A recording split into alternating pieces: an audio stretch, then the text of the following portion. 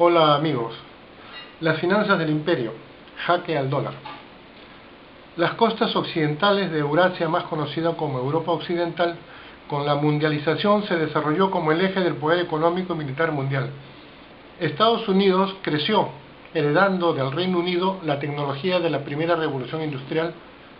Luego transitó la guerra civil, las guerras indias, la compra de amplios territorios, el despojo de más de la mitad de México, la intensiva migración y colonización, y tras el proceso de monopolización se consolidó como potencia bioceánica. Estados Unidos ya era la primera economía mundial a fines de 1890, pero era una potencia separada del centro del poder mundial por todo el océano Atlántico. Bajo el mesianismo del destino manifiesto, comenzó a desplazarse hacia el centro de Europa. Ese camino lo inició con la guerra contra España en 1898, arrebatándole Cuba y otras islas en el Caribe. Sometió las Filipinas españolas en 1902 tras una larga y cruel guerra colonial. Intervino como mediador en la guerra de Japón y Rusia en 1904. Pero esta expansión no hizo más que remarcar la ubicación periférica de Estados Unidos en la geopolítica mundial. Con su tardío ingreso a la Primera Guerra Mundial en abril de 1917, para inclinar la balanza contra Alemania, puso un pie en Europa. Pero fue más allá. Intervino militarmente junto a otras 13 naciones desde 1918 a 1920 en contra del naciente gobierno soviético ruso, sin lograr derrotarlo. El capital financiero de Estados Unidos penetró en grandes volúmenes en la extenuada Europa para revitalizar su economía. Especialmente importantes fueron los préstamos bancarios a la Alemania socialdemócrata, la República de Weimar, para frenar la expansión de la revolución socialista hacia Europa Occidental. Para salir de la gran crisis económica iniciada en 1920, recurrieron a la extrema militarización de la economía y recién, en 1943, lograron salir con la guerra. Ingresó en la Segunda Guerra Mundial utilizando en extremo todas sus fuerzas, sentando los dos pies en Europa y para frenar la influencia de la Unión Soviética, que también se desplazó hacia el centro del poder mundial, conquistando la capital y la mitad de Alemania, el país europeo más importante. Japón, en el intento de arrebatar territorios a China y Rusia, consiguió aliados en Occidente, territorios ricos en minerales, pero el Ejército Rojo de la Unión Soviética lo frenó. El genial Franklin Delano Roosevelt, durante la Segunda Guerra Mundial, maduró un plan general para consolidar su presencia en Europa. Aprovechando que Europa Occidental estaba destruida por la Guerra Mundial, asumió el liderazgo occidental para negociar en febrero de 1945 en Yalta con Stalin las nuevas fronteras de Europa y el reparto de las áreas de influencia en Europa y el mundo. Ya en julio de 1944 consolidó su hegemonía financiera con los acuerdos de Bretton Woods, imponiendo el dólar como moneda mundial apoyada en el patrón de oro. Impuso la creación del Fondo Monetario Internacional y del Banco Mundial como agencias financieras del capital privado estadounidense y posteriormente el Plan Marshall de reconstrucción y dominio económico de Europa, que hasta la actualidad funciona. Después de un largo camino, había conquistado el eje del poder mundial, apoyado en su hegemonía militar, económica y atómica. Y aunque Roosevelt murió en abril de 1945 y no vio el final de la guerra, fue el arquitecto de este triunfo. Pasado el tiempo, la pérdida de la guerra de Vietnam de 1945 a 1975 le creó un gran déficit comercial a Estados Unidos. Entonces sucedió algo extraordinario. El presidente Richard Nixon, bajo las orientaciones del economista neoliberal Milton Friedman y su teoría monetaria, el 15 de agosto de 1971 desenganchó el dólar del patrón de oro.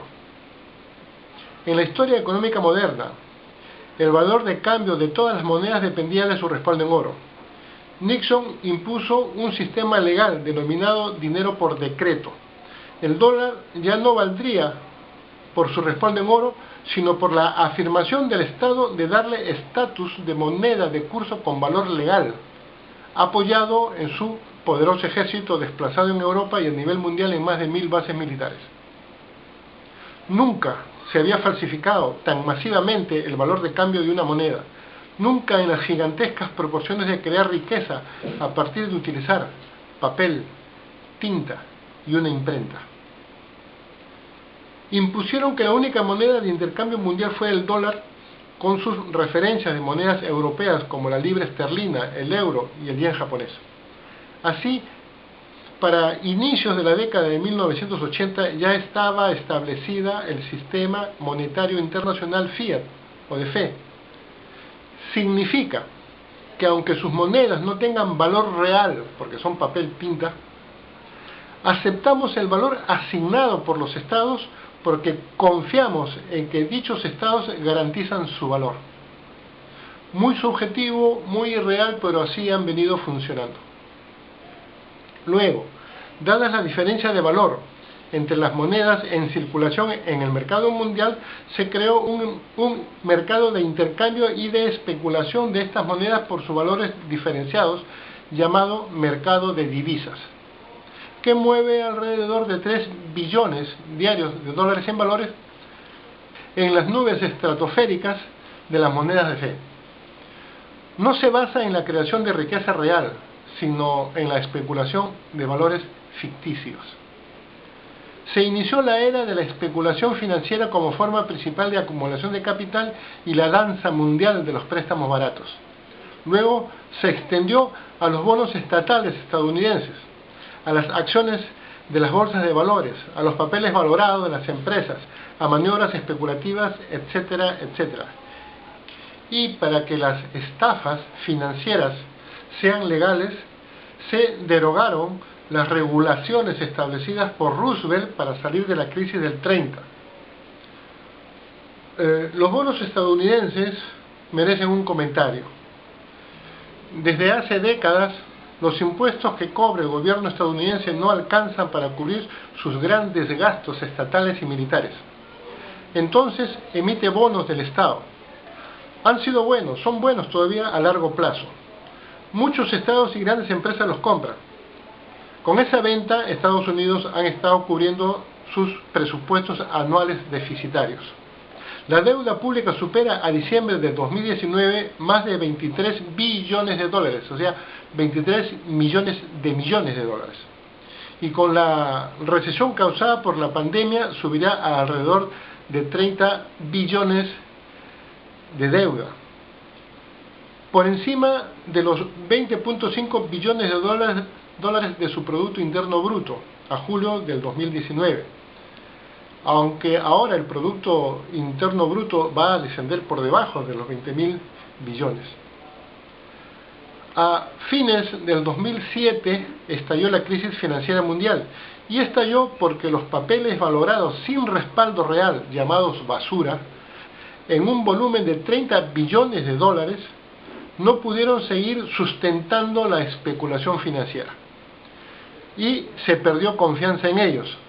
Por lo tanto, se desvalorizaron. Todos querían vender y nadie comprar. Las bolsas de valores se derrumbaron.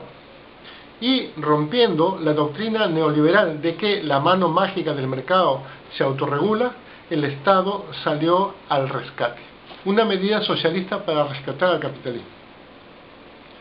La Reserva Federal emitió billetes por un valor de 300.000 millones de dólares de rescate financiero de los grandes bancos.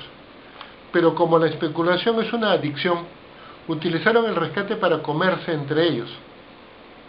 Grandes bancos quebraron y otros fueron absorbidos por los más poderosos. Y este canibalismo, que antes era delito, ahora es legal. Todos los bancos centrales europeos rescataron con fondos estatales a sus bancos privados. Es una socialización de las pérdidas, un socialismo perverso. ¿Y qué hicieron con los rescates? Igual que en Estados Unidos, seguir con la danza de las especulaciones.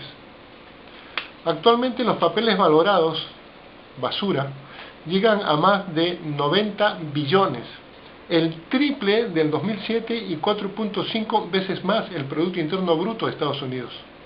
Así, la megacrisis financiera es una crisis anunciada. Se viene, es inevitable. Dada esta situación, la fe en las monedas de fe se está perdiendo. La devaluación del dólar es inminente. Por precaución, los gobiernos están sustituyendo sus reservas en dólares por oro y utilizando otras monedas en su comercio internacional. Actualmente, el 60% de los pagos comerciales internacionales ya no se hacen en dólares. El bloque BRICS, Brasil, Rusia, India, China, Sudáfrica, liderados por Rusia y China, están vendiendo los bonos del Estado norteamericano. Fortalecen sus reservas de oro y están construyendo un banco mundial paralelo con monedas sólidas. En la tercera parte de la economía mundial, el dólar está abolido como moneda de comercio. Además, como una de las respuestas a la crisis de 2007, han aparecido las criptomonedas que socavan por su base el sistema monetario de fe. El dólar está en camino de dejar de ser la moneda dominante del comercio mundial. Un día llegará al punto de quiebre y descenderá a los sótanos del sistema financiero. Entonces, las 1.200 bases militares de Estados Unidos en el mundo quedarán desfinanciadas, tendrán que cerrar y las tropas go home, regresar a casa. El complejo militar industrial, la más grande empresa militar estatal del mundo, se quedará sin su principal cliente. El poder militar de Estados Unidos, incapaz de sostener guerras, llegará a su fin. La alianza de Rusia y China, con una tecnología superior, la digitalización general de la energía y producción, las comunicaciones 5G, con las armas hipersónicas, con el abastecimiento de gas a Europa y especialmente a Alemania, con la nueva ruta de la seda, con sus vacunas anti-COVID-19, avanzan a pasos rápidos hacia el control del eje mundial de Europa. Asistimos en vivo y en directo al tránsito del poder mundial que la pandemia ha acelerado. Gracias por verme, gracias por escucharme. Hasta el próximo video.